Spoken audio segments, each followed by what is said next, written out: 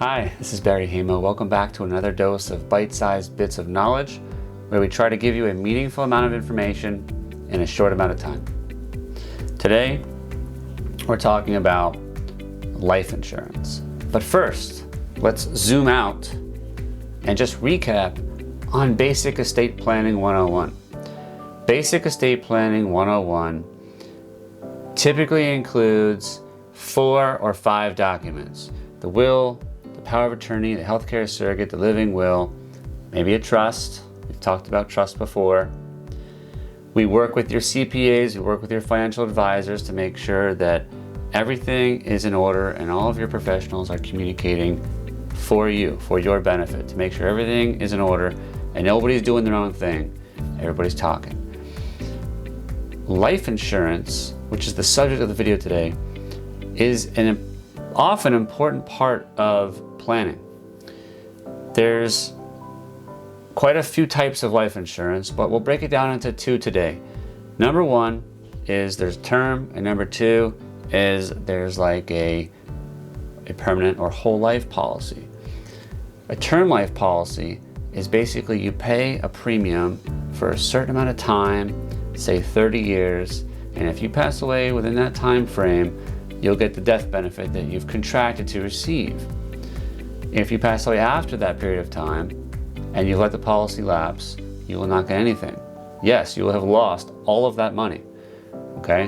Whereas the alternative is like a permanent or whole life policy where you're gonna pay a premium probably, in most cases, for the rest of your life, and there's a cash value that builds in some way, and if you pass away, you get the death benefit. Some of these policies let you borrow against the cash value during life, and that's important for long-term care because that's, in most cases, the source of that long-term care insurance proceeds. It's actually coming from life insurance now. So the difference is kind of a skeleton policy. They're cheaper, term policy, and the alternative is a whole life, permanent policy where you pay a greater amount, but it's for the rest of your life.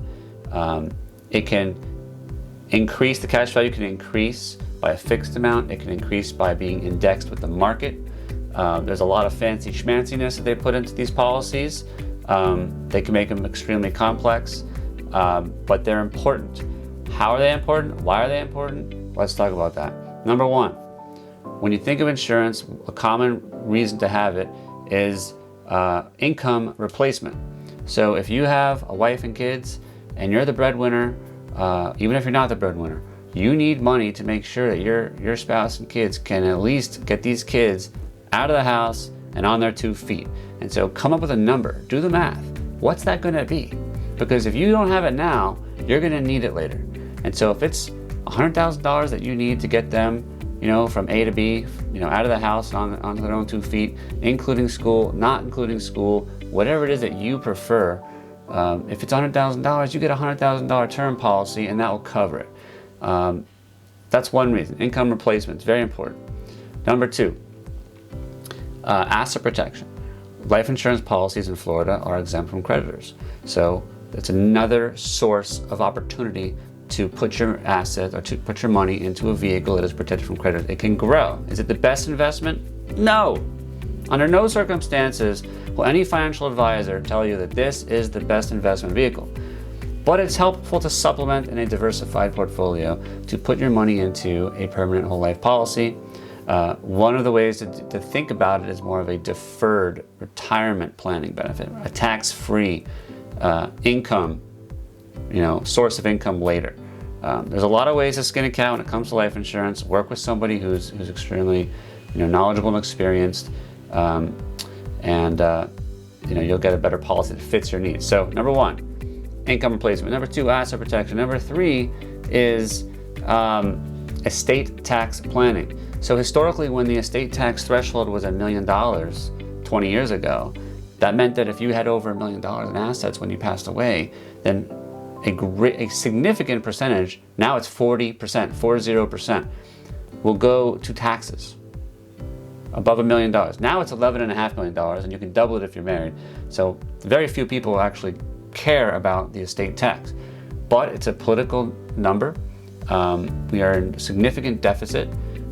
We just borrowed another $2 trillion. The Democrats want to lower it. The Republicans want to keep it high. It's going to change. And if it changes lower, and that might, you might get picked up in that. And to the extent you get picked up in that, you may want to have life insurance to pay the tax.